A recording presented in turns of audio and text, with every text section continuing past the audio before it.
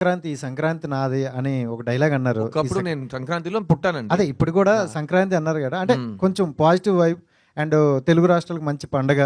So అదే సంక్రాంతిలో వస్తే బాగుండేమో అని అనుకుంటున్నా. బట్ మీకు ఎప్పుడైనా అనిపించలేదా ఆ టైంలో వస్తే బాగుండని? సార్ మళ్ళీ చెప్తున్నా, మన కంట్రోల్ ఉన్న విషయాల గురించి మనం చాలా ట్రై చేయాలి, ఎక్కువ కేర్ తీసుకోవాలి. మన చేతుల్లో లేని విషయాల గురించి మనం హైప్ ఎక్స్పెక్టేషన్ పెట్టుకున్నామంటే, నేను సంక్రాంతి అంట, మీరు థియేటర్ లేదంటారు, నేను డిసప్పాయింట్ అవుతా. ఎందుకు?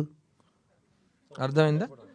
నాకు ప్లస్ ఇంకోటి చెప్తా, ఇప్పుడు కాలర్ ఇప్పేసి చెప్తా, నేను ఆల్రెడీ ఇంకా 3 సినిమాలు కంప్లీట్ చేశా. ఒకటి జనవరిలో రిలీజ్ అవుతుంది, ఒకటి మార్చ్లో వస్తుంది, ఒకటి జూన్లో వస్తుంది.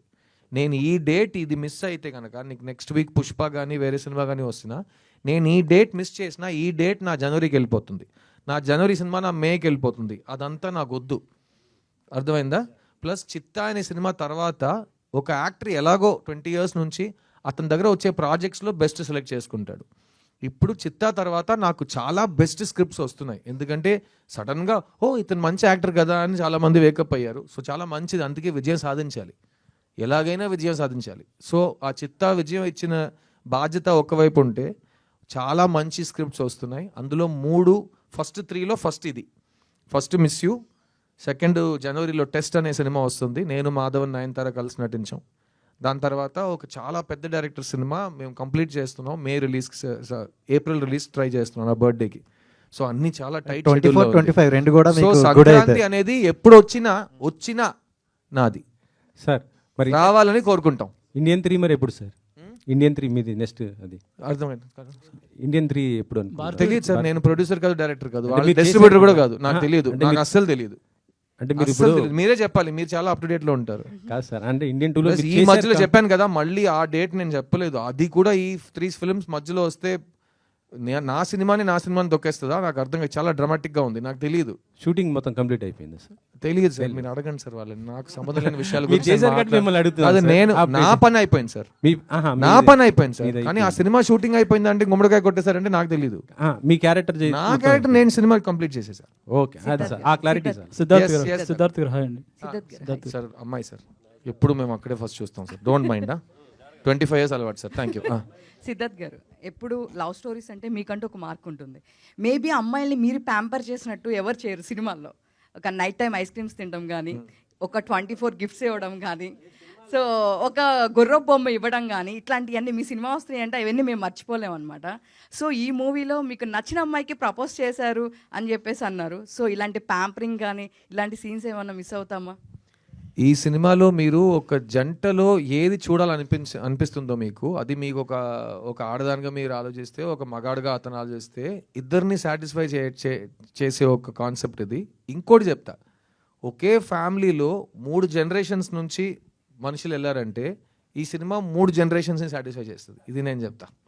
ఓకేనా? Because love is timeless. మా అమ్మ నాన్న ఎలా ప్రేమించారో అలాగే నేను మా పిల్లం ప్రేమించుకున్నాం, అలాగే రేపు మా పిల్లలు ప్రేమించుకుంటారు. సో వాళ్ళందరినీ కవర్ చేసి ఎవరిని హర్ట్ చేయకుండా చాలా పాజిటివ్ వైబ్రేషన్స్తో ఒక సినిమా ఇద్దామనే ఉద్దేశంతో ఈ సినిమా తీసాం. Thank you sir. Thank you. Siddharth గారు, ఇక్కడ సిద్ధార్థ్ గారు సినిమా వస్తుందంటే ఏదో కొత్తగా ఉంటుందని చాలామంది ఎక్స్పెక్ట్ చేస్తారు. ఆ బ్రాండ్ని ఇప్పటివరకు కాపాడుకొని వస్తున్నారు. అది కాపాడుకొని రావడానికి ఎలాంటి ప్రికాషన్స్ తీసుకుంటారు మీరు? సార్ నేను చాలా స్వార్థంగా ఉంటాను సార్, ఎందుకంటే నేను సినిమాకి వచ్చింది, నేను ఫస్ట్ నన్ను నమ్మింది నన్నే. నేను ఈ రోజు వరకు 22 yearsలో ఎవరి మాట విని ఒక పని చేయట్లేదు. నాకు ఒకటి నచ్చితే నేను చేస్తా, నాలాగే నేను ఉంటాను, నా మది మాటే వింటుంటానని నేను మా పాటలో వస్తుంది సాంగ్, అదే నేను. అందుకే ఆ లిరిక్ అలా రాసుకున్నాం. ఈరోజు కూడా నేను సినిమాలో అంటే అది నా వల్ల, నా కృషి, నా తపన, నా ఐడియాస్. ఒక విషయం గెలిచిందంటే అందరు కలిసి చేసాం. ఒక్క విషయం మీ దృష్టిలో ఓడిపోయిందని మీరు చెప్తే అది నా తప్పు, నా బాధ్యత, నేను చూసుకుంటా. I stand by my decisions. So నేను ఫస్ట్ సినిమాకి తీసుకున్న అదే కేర్ నా 40th సినిమా వరకు చేస్తున్నా. నా 40th సినిమా ఏప్రిల్లో రిలీజ్ అవుతుంది.